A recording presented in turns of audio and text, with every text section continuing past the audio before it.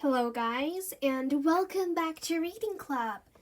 So today I'm going to read you Daisy and the Trouble with Vampires, Chapter 7 and Chapter 8. Chapter 7. The next day, Jack's stories got even scarier. Hello, we know something you don't know. Jack, Colin, and Harry shouted the moment me and Gabby walked into the playground on Halloween night Eve morning.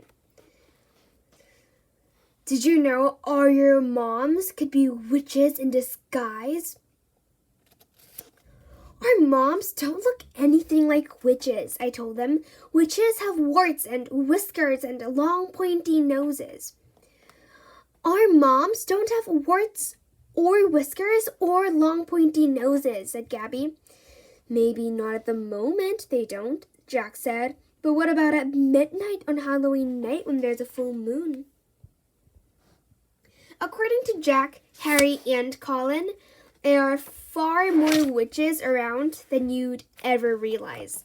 There are white witches and black witches and even sand witches. The trouble is, most of the time, they are dressed in totally ordinary clothes. The trouble with totally ordinary clothes is they make people look totally ordinary. I wear ordinary clothes, Gabby wears them, you wear them, everyone wears them. Trouble is, so do our moms. The trouble with moms who wear totally ordinary clothes is if they were actually real witches, you would never know, especially if they can do spells on themselves that make their faces look ordinary too. Jack Beatrice said that in the olden days, moms who were witches were really easy to spot because not only did they have warts and whiskers and pointy noses, they wore black clothes, black shoes, black stockings, and black pointy hats.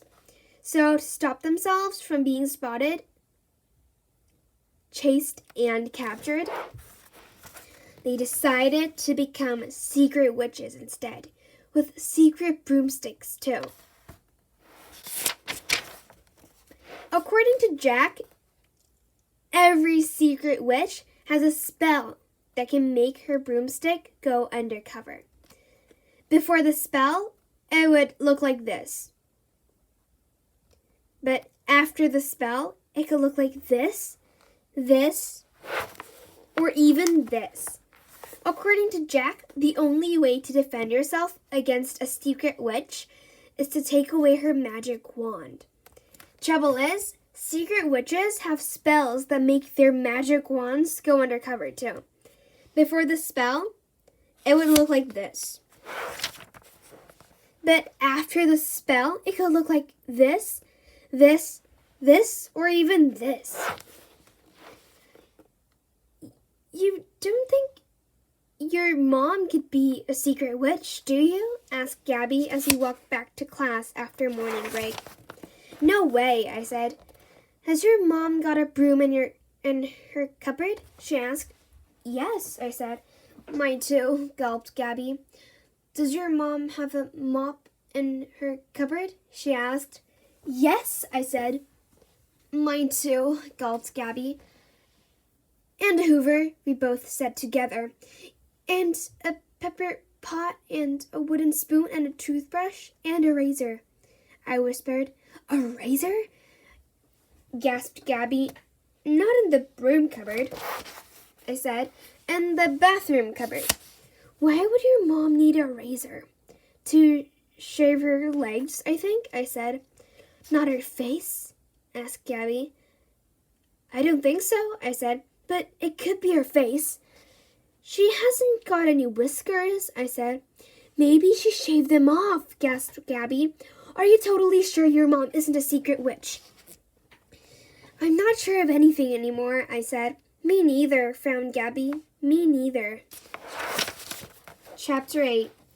When we went back to class after morning break on Friday, me and Gabby absolutely, totally, definitely, 1,000,000,100% promised each other that we wouldn't listen to one single word more that Jack Beatrice said about Halloween for the entire total rest of the week. cross our hearts, and hope to die. Trouble is, I had strawberry jam sandwiches in my lunchbox.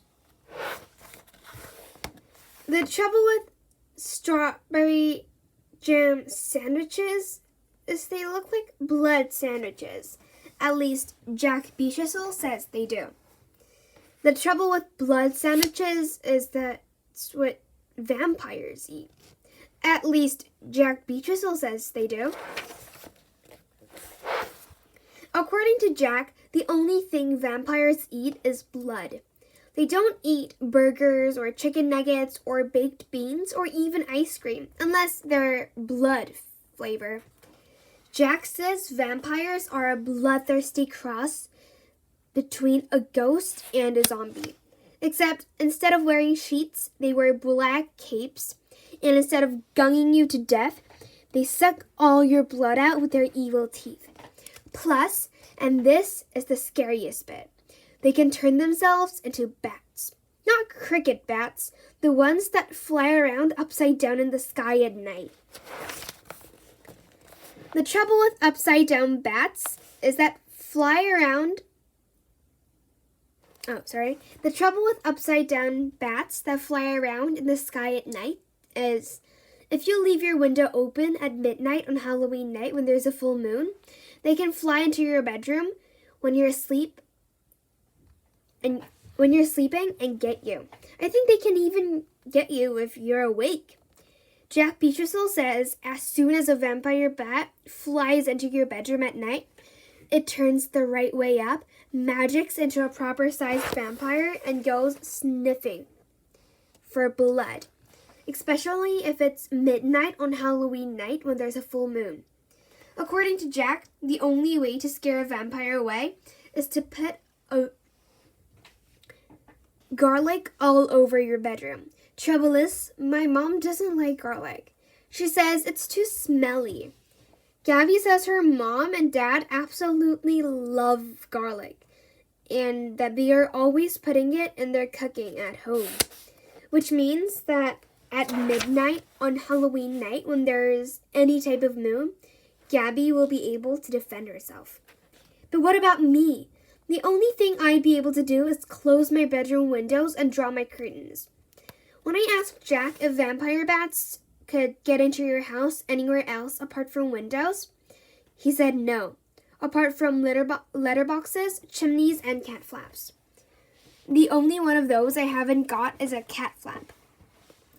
Gabby said she was sure I wasn't going to get my blood sucked out on Halloween night, and even if I did, all I had to do was scream as loud as I could, and my mom would run into my bedroom and scare the vampire away. But what if my mom is a secret witch? I said. If my mom is a secret witch, she might be out on her undercover broomstick. She might be whizzing through the sky doing undercover crackles or looking for things to do undercover spells on. If she's whizzing around the sky on her broom or our mop or our hoover, she might not even hear me screaming for help. Our hoover is really noisy.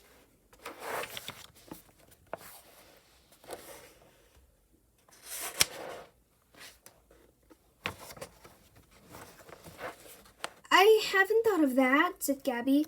I have, I said. I've thought of everything. Except I hadn't.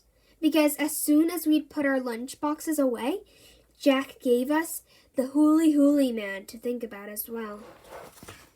So that's the end of this channel. I hope you enjoyed my readings of it. And if you did, please click many likes and subscribe Reading Club. So I'll come back later with a new and improved channel. Bye everybody!